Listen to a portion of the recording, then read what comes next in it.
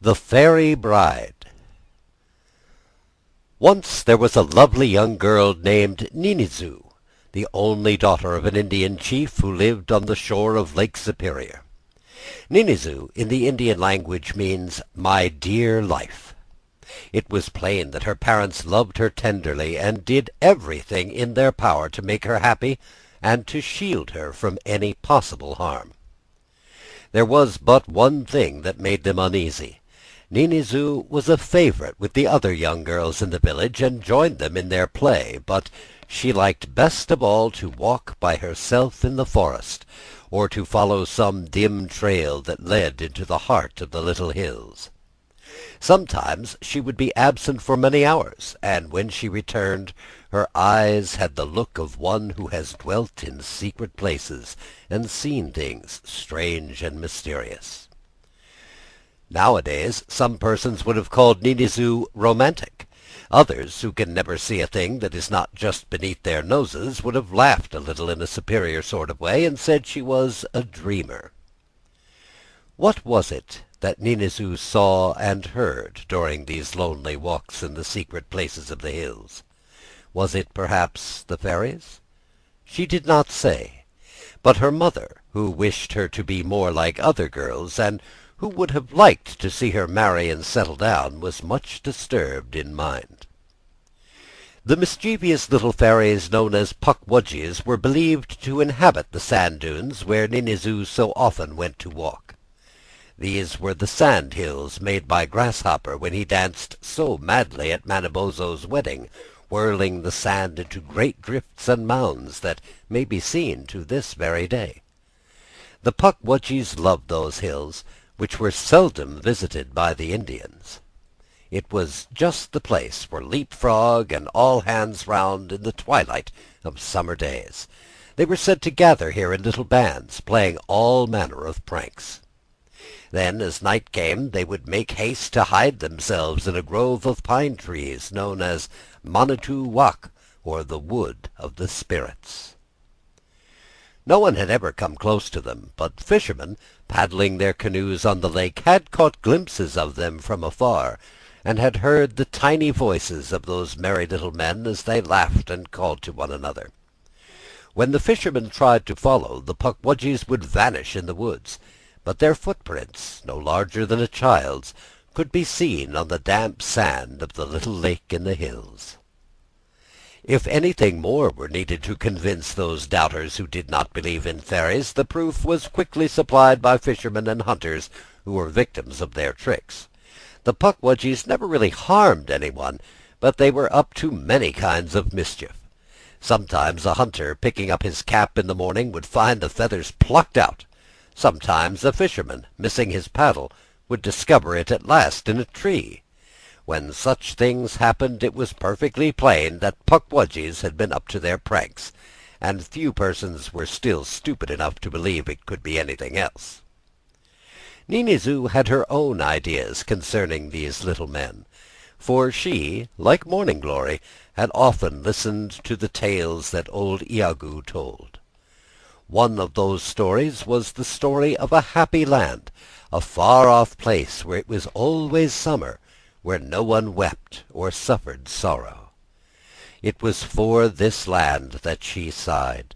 It filled her thoughts by day when she sought the secret places in the hills and sat in some lonely spot listening to the mysterious voices that whispered in the breeze. Where was this happy land, this place without pain or care? Tired out at night, she would sink into her bed. Then, from their hiding places, would come stealing the small messengers of Weens, the spirit of sleep. These kindly gnomes, too small for the human eye to see, crept quickly up the face of the weary Ninizoo and tapped gently on her forehead with their tiny war-clubs, called pubgamauguns. Tap, tap, tap, till her eyelids closed, and she sought the happy land in that other pleasant land of dreams. She, too, had seen the footprints of the Pukwudgies on the sandy beach of the little lake, and had heard their merry laughter ring out in the grove of pines. Was it their only dwelling-place, she asked herself, or Were they not messengers from the happy land, sent to show the way to that mortal who believed in it and longed to enter? Ninizoo came to think that this must really be so. Oftener than ever she made her way to the meadow bordering on the spirit wood, and sat there gazing into the grove. Perhaps the Pukwudgies would understand, and tell the fairies whom they served. Then some day a fairy would appear at the edge of the pines and beckon her to come. That surely would happen, she thought, if she wished it long enough, and could give her wishes wings. So, sitting there, she composed the words to a song, and set it to the music the pines make when the south wind stirs their branches.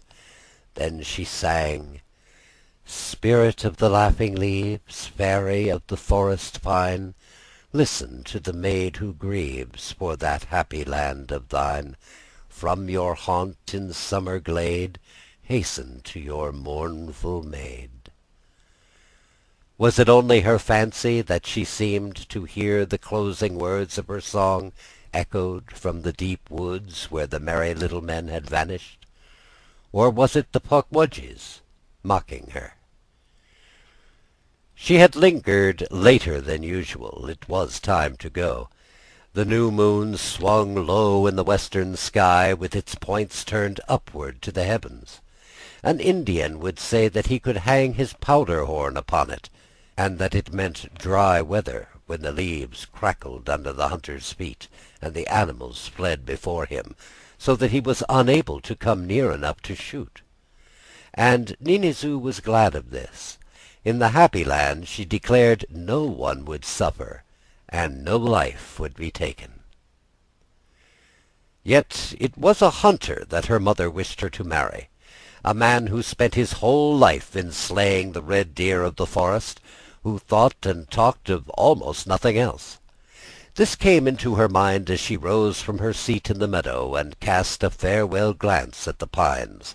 The rays of the crescent moon touched them with a faint light, and again her fancy came into play.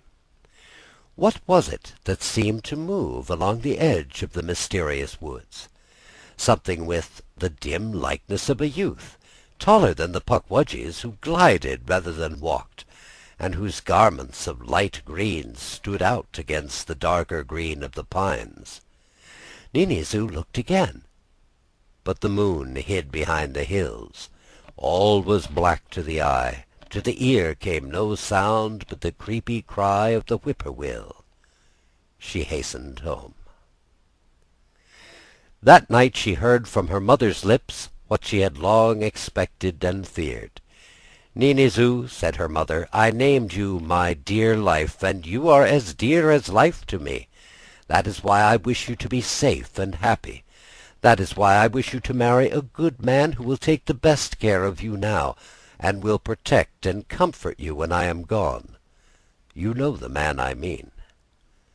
"Yes, mother," answered Ninizoo, "I know him well enough, so well as ever I want to know him. He hunts the deer, he kills the deer, he skins the deer. That is all he does. That is all he thinks. That is all he talks about. It is perhaps well that someone should do this, lest we starve for want of meat, yet there are many other things in the world, and this hunter of yours is content if he does but kill." "Poor child," said the mother, "you are too young to know what is best for you." "I am old enough, mother dear," answered Ninizoo, "to know what my heart tells me.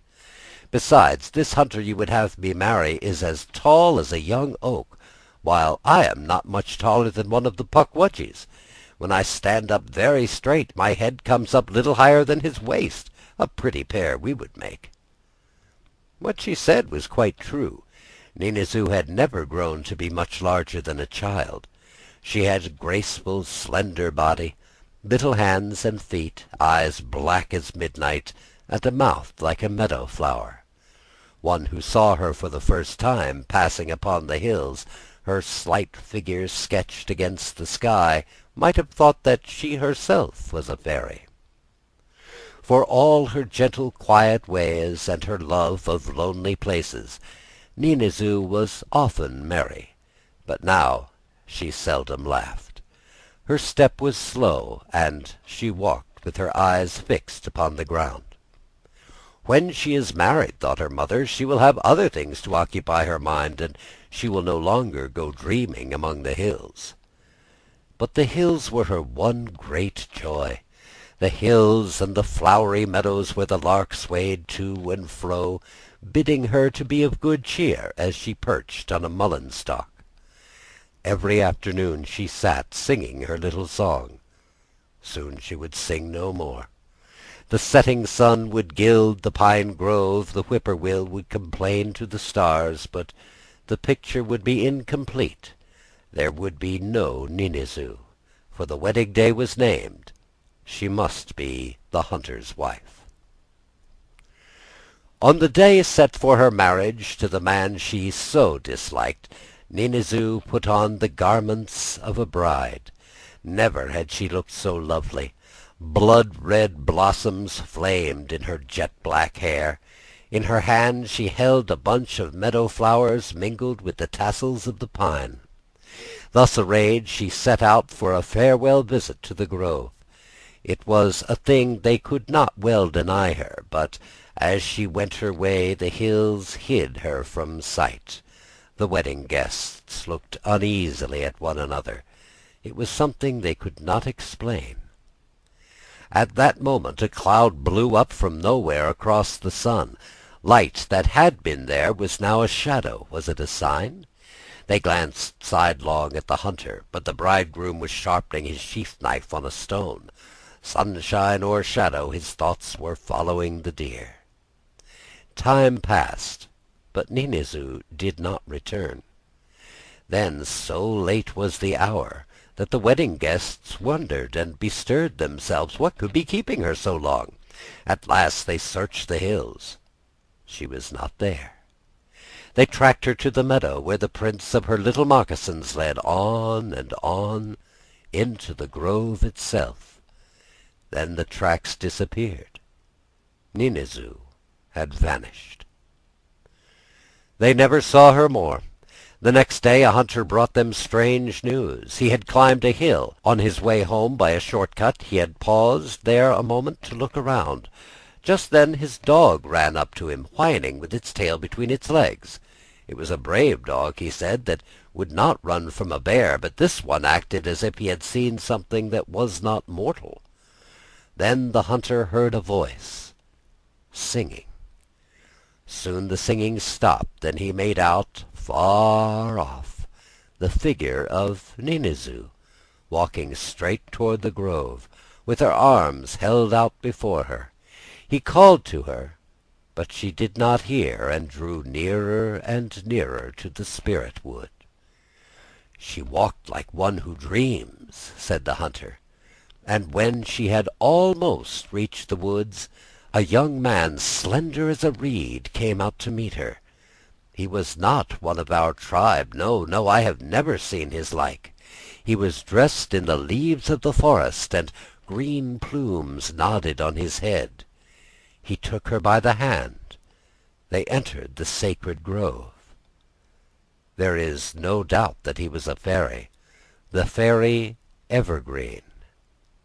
There is nothing more. I have finished. So, Ninizoo became a bride after all. So ends The Fairy Bride, the final tale of American fairy tales, collected by Henry R. Schoolcraft and retold by W. T. Larned.